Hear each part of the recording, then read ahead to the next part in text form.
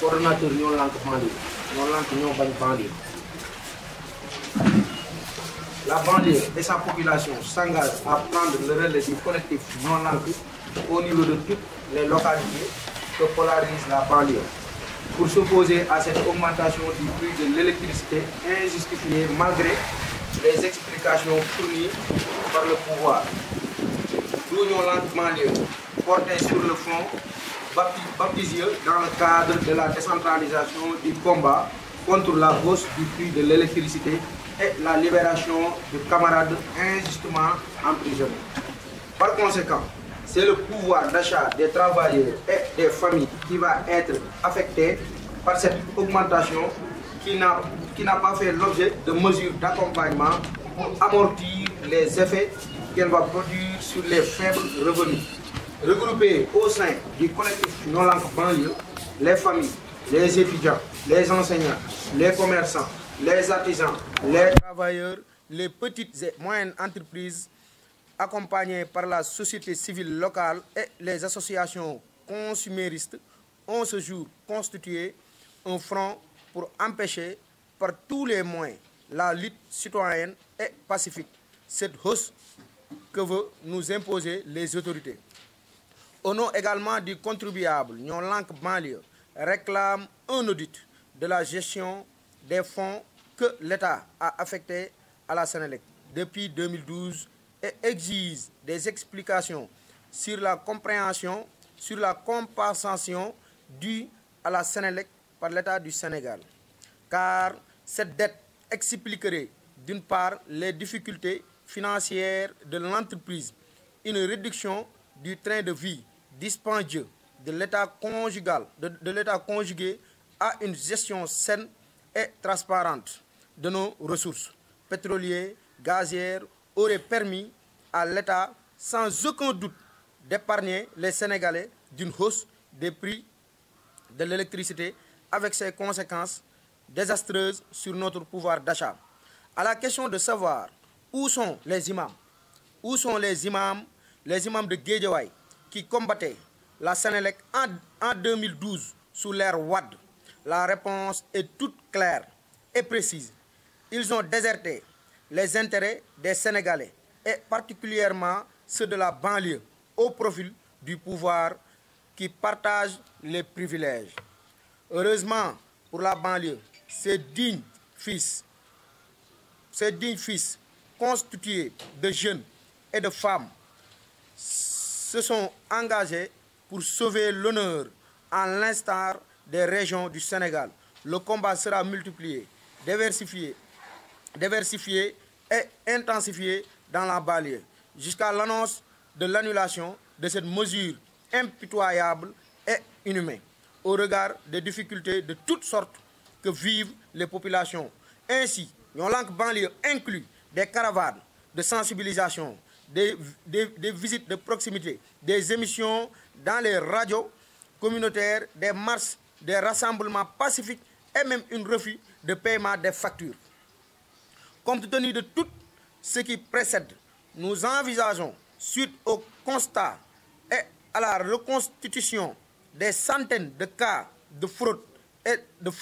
et de surfacturation, porter plainte contre la Sénélec et l'État du Sénégal. Mourtala Seck, coordonnateur. Ça va waaw asalaamaaleykum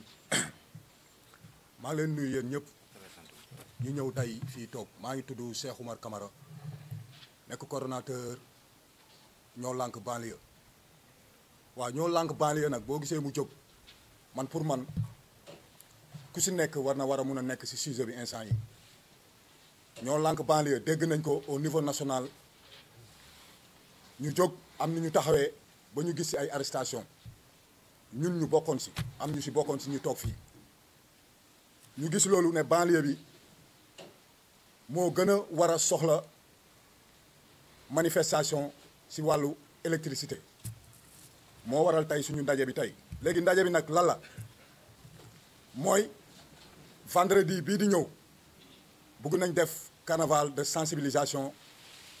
au niveau de Guédiawaye et Pikine loolu dafa war a leer benn lu tax ñuy def loolu mooy ku si nekk xam na ni banlieue bi souffrance bu ñuy dund fii si banlieue bi ku si nekk xam na ko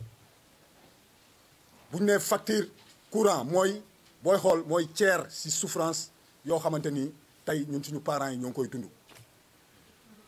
école ñëwagul dépense ñëwagul yow sa yëre doom ñëwagul yow ay médicaments yoo xamante ni ñëwagul ñu nar a indeeti facture courant yi nga xamante ni dafa yàgg seer ñu ne loolu doyatul nañ dolliwaat rey population bi pour bu ñu amati jot pour toppatoo ñu ñun ñuy sàcc di def ay faux billets di def lu nekk loolu mooy seen mission et nous comprendre nañ lépp ñun banlieue bi ñun ñu jàppee les pauvres les gens qui xam nga ñu considéré wul dara maintenant nag l'heure est venue l'heure est venue mooy première étape mooy dinañ commencer ci factures yi ni ñu koy doxalee mooy dinañ def carnaval de sensibilisation def ay porte à porte wax ak askan bi leeralal leen lan la xamal ni leen ñoo xamante ni tey seen facture dépassé na li ñu doon fay ñu xamal leen ni lieu boo xamante ni tey dinañ fexe ba récupérer facture boobu noonu bu dee dañ koy photocopier ñu photocopier ko yóbbu ko fu fexe pour def ay plainte parce que loolu dinañ permettre aussi ñu mën a suivre suñu combat si beneen étape boo xamante ni chaque jour moom la ñuy tuumaal mooy ay violence sandi xeer xam nga toj fii car yooyu yëpp dañ koy wax maintenant dañ ne beneen système de combat lañ bëgg a teg bu dee ñoom bëgg nañ mooy préfecture boo xamante ni moom mooy joxe autorisation yi te laajuñu sax autorisation yëgal la tey bu ñu paree fii tey nii préfecture lañ jëm dugal lettre bi léegi ñoom la rek beneen bi aussi yàgg nañ fi gis ay imam yoo xamante ni ñoo ngi Géejawaay fii doon wax ci courant yow ba nga yaakaar ne ñii non ñun banlieue waratuñu jooy ñu ñuy xeexal quoi ba ñuy sous-estimer sax xale yi ndax paa yooyu noonu tey ana paa yooyu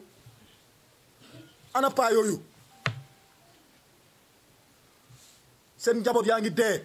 yow propre intérêt sa kër sa famille say doom sa njaboot ñoom bu ñu firee rek yow tu t'en fiches tu commences à vampiriser la population si sa propre intérêt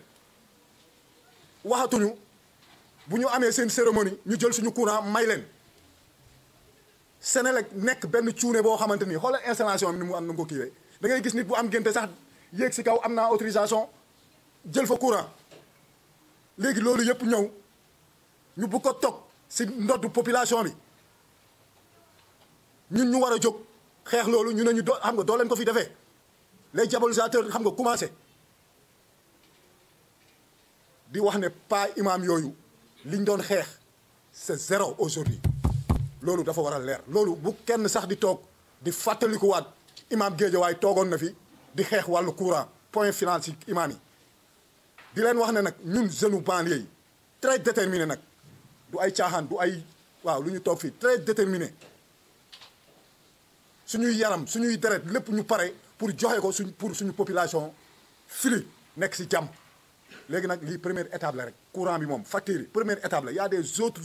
yeneen i étapes yoo xamante ni moo ngi ci banlieue bi te ñun jeunesse bi pare nañ pour jóg sacrifier suñu aduna pour suñu population nekk waaw audit Senelec dafa war a am parce que tey su wadd gars yi fa nekkoon tey ñoom c'est les mêmes têtes ñoo jëfruwaat bëgg a indiwaat ay sabotage ci dëkk bi. nii tey fii système ku bëgg a daaneel système yow tey di nga dugg Senelec xool fa ay travailleurs yoo xamante ni ñoo ngi fa pour ñuy saboter loolu dafa am léegi nag loolu c'est à le gouvernement de jéem a ñun ñooy lijjanti loolu ñun xam nga la bu ñu indilee suñu facture ñun fay lañ am man ku ma wax ne sax ñoom seen facture bu ñu toog rek tâtonner bind kër gu nekk lu muy fay yàlla rek a xam nga ne mais loolu la surfacturation la yow tey nit ku ñëw rek branché si lampe si poto lampe di def ay activité am kan moo koy fay après mais après dañ koy tas si population bi si ñoom lañ koy yokku dërëm ñaar dërëm ñetti dërëm ba affaire bi tas imam bu jóg bëgg a def benn affaire ñu may la ko yow booy mayee da ngay mayee li nga moom muy chrétien muy musulman on est des êtres humains di dund carnaval bi mooy dinañ xamal ne population bi ku si yor sa facture boo xamante ni yow par exemple 7 mois là da nga doon fay 5000 francs mois bi mu ñëw yokk benn 1000 francs te amoo benn rajo wala télé wala beneen bu yokk sa biir kër nga gis ne yokku na 1000 francs facture boobu soxla nañ ko dinañ fexe photocopier facture boobu jël photocopie bi dajale yooyu nombre boobu noonu dinañu may ñu mën a dem si yoon porte plainte Senelec porte plainte suñu état loolu moo waral carnaval bi si aussi indi beneen façon xeex bu dee déglu nañu parce que installé nañ la peur si population bi ba nga xamante ni chaque jour dañuy télé population bi di jóg di manifester wu loolu ñoom la de bu population bi ñoo bañ a jóg de c'est eux ñoom ñoo installé la peur si population bi pour mieux régner dama ne man imam yi wax naa li ma wax si moom lijjantiwuma imam man xam nga la laa lijjanti être humain man lijjantiwuma ay religion parce que boo xoolee tey religion yi lu ñu gën a rey si lañ bokk sëñ bi nañ waxante dëgg gis nga nit booy wax da ngay wax dëgg te yàlla tax booy dee sax nga dee les religions yaa janaa yi ngay gis nii ñoo rey population bi sama waa ji taalibe yi di sàcc lu ñu jox sëñ si nga gis taalibe yi wër di sàcc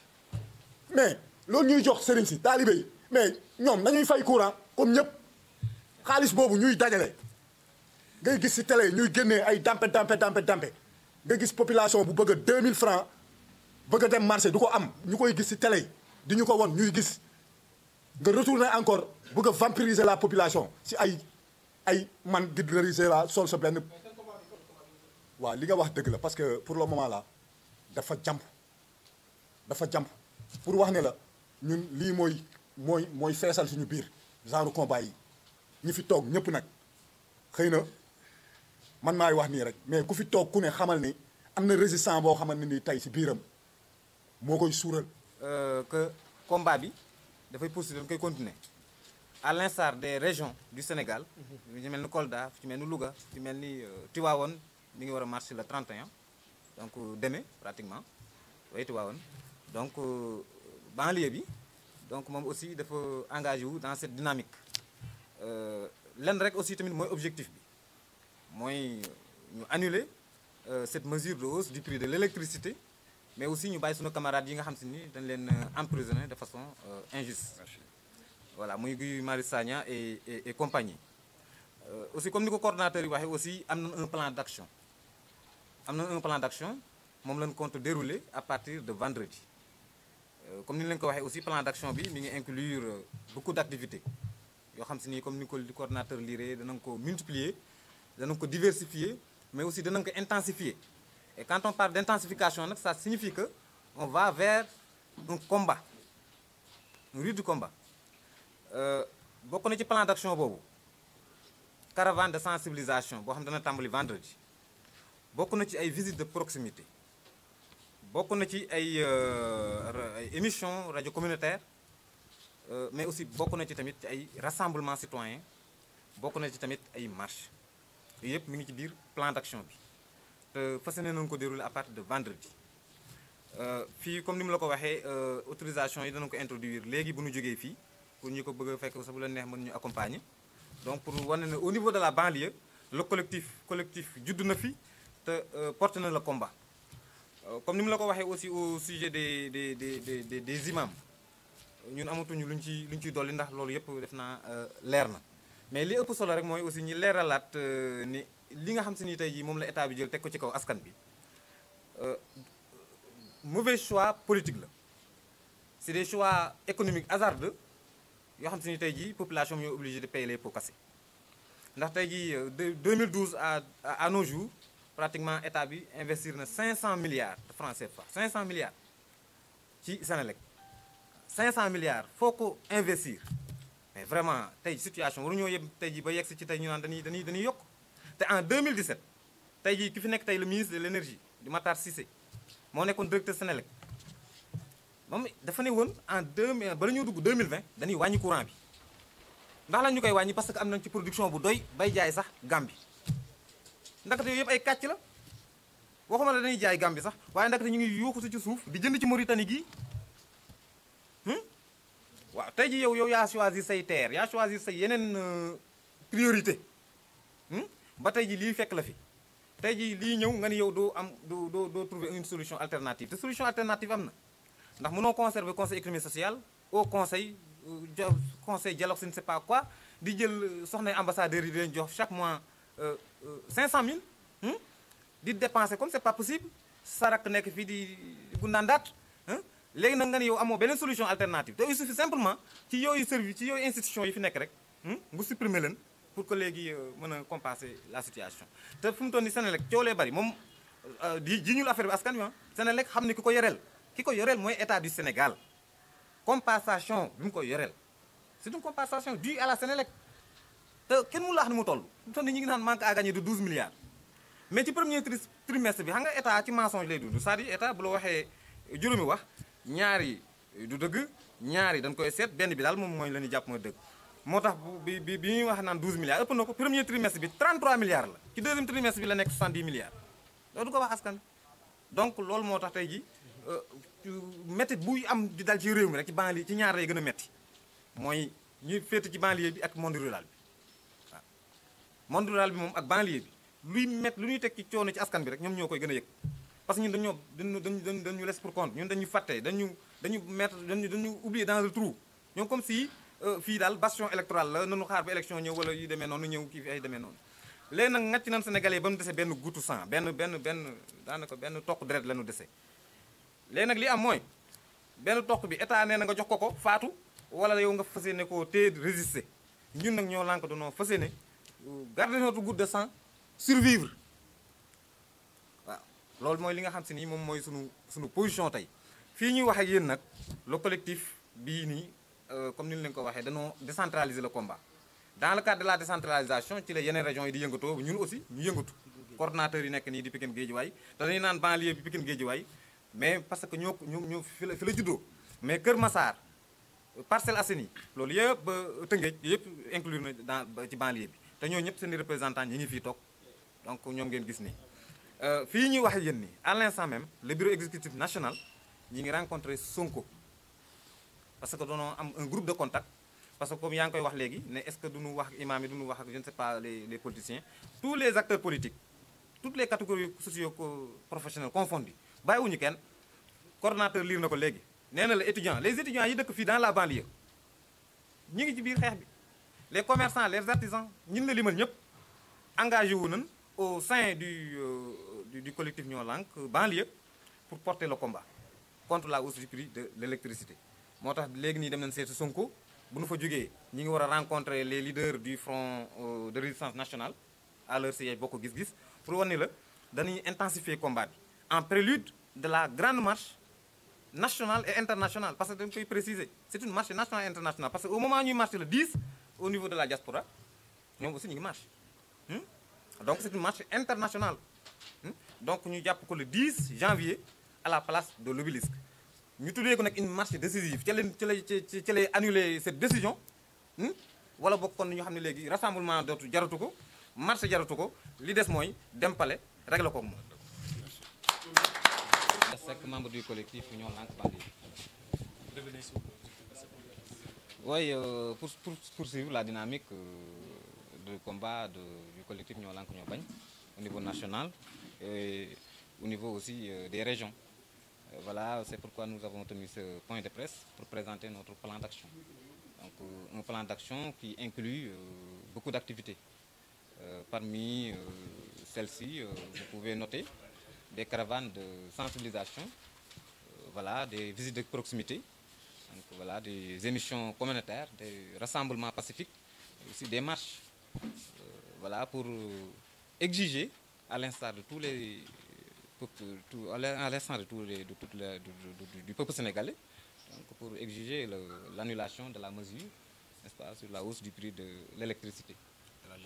et la libération également de nos camarades injustement emprisonnés. Vous avez aussi parlé du travail de la Sénégal. Est-ce que vous pouvez... Oui, d'abord, il faut noter qu'on a décelé des cas de fraude. Voilà, on est en train de constituer ces cas pour se constituer partie civile et déposer une plainte contre la Senelec. La Senelec qui a fait objet d'abus, n'est-ce pas? va le traduire devant les juridictions. Voilà, c'est ce que nous avons prévu dans le plan d'action. Vous avez aussi parlé de probable refus de paiement des factures. Effectivement, ça aussi, c'est, on a eu l'expérience en 2011. Voilà, mais on veut être un peu vigilant pour ne pas créer les populations des problèmes parce qu'en 2011, après le combat, les populations se sont retrouvées avec des factures, surfactures. Et donc, en voulant le combattre pour leur cause aussi, il faut leur éviter des problèmes. C'est pourquoi cette question est en instance de réflexion. En 2012, c'était les imams de Guédiawaye qui font marcher en Oui, parce que tout simplement, ils ont déserté les entrées des populations, et particulièrement ceux de la banlieue.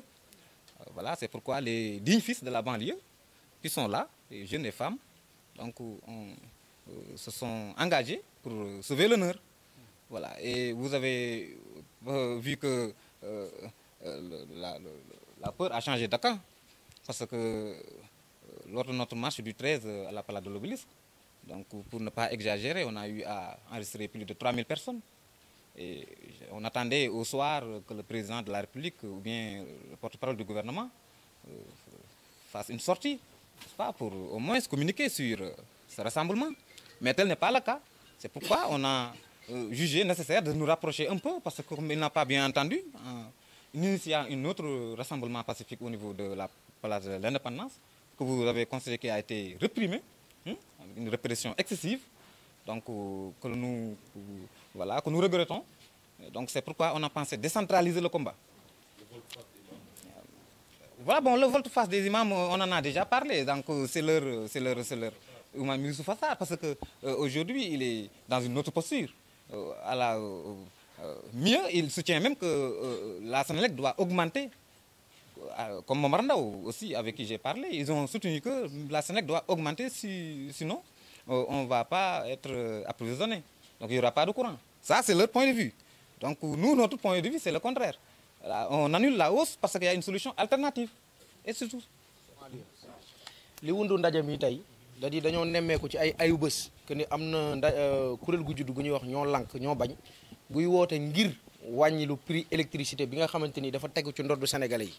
yi ñun nag pour gis lu baax xam ne ñun ñooy gën a sonn ci lu bari fii ci Sénégal au niveau de la banlieue ak monde rural bi moo tax ñu boole suñu ay doole ñun waa Pikine ak waa Guédiawaye muy banlieue bu Dakar tey ñu boole suñuy force pour mën a continuer xeex boobu décentraliser ko fii ci banlieue bi pour lan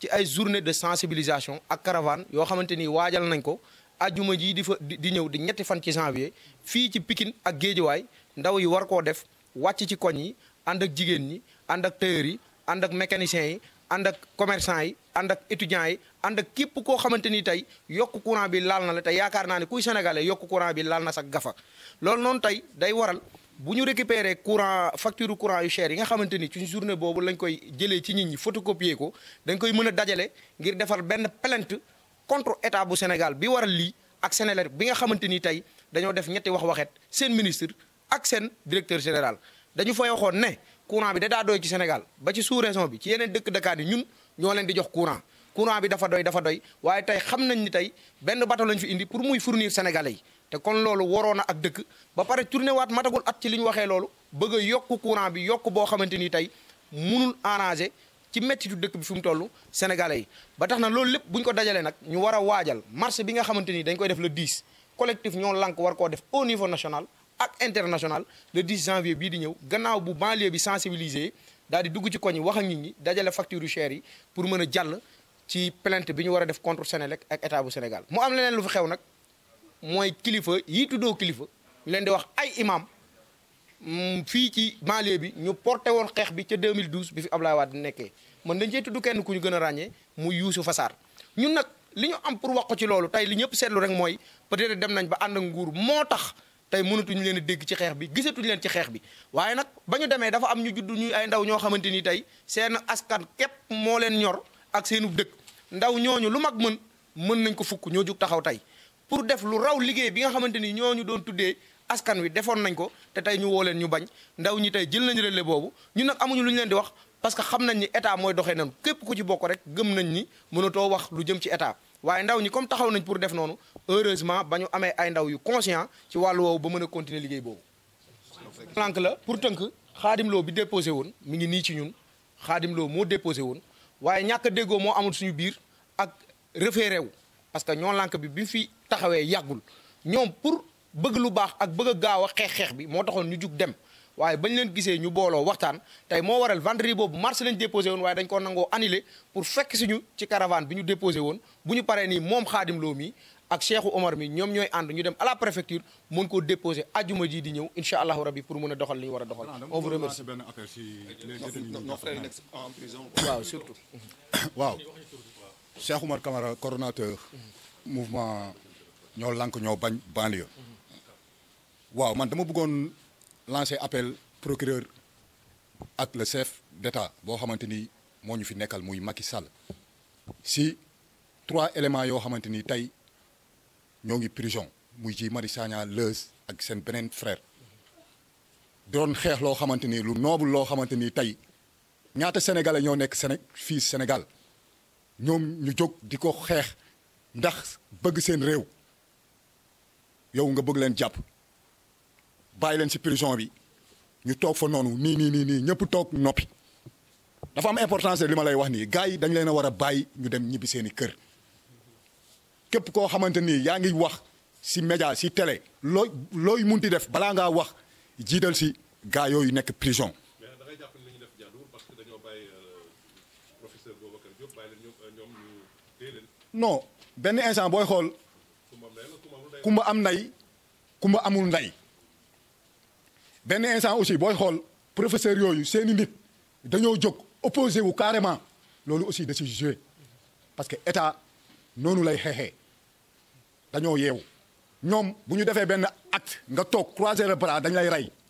moo tax chaque jour damay wax ak population bi foog ñu jóg loolu la rek moo tax ñu bàyyi ñii bëgg a téye ñële léegi nag damay ñaan quoi seexu man damay ñaan nañ bàyyi gaa yooyu ñu génn ñibbi seeni kër wasalaam.